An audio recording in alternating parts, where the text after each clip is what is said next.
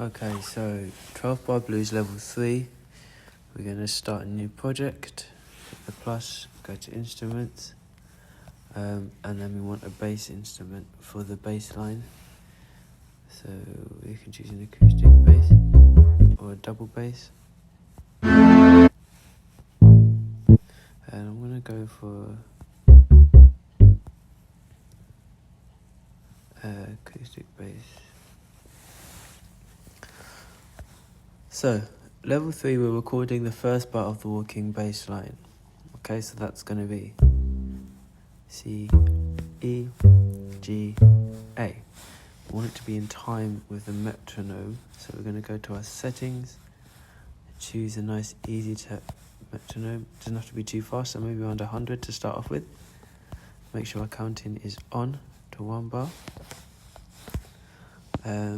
And then we make sure we press the green so it quantizes it. So have a little practice.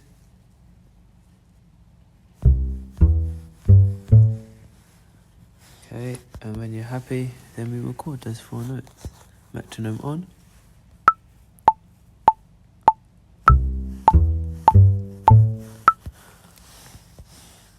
And that's it.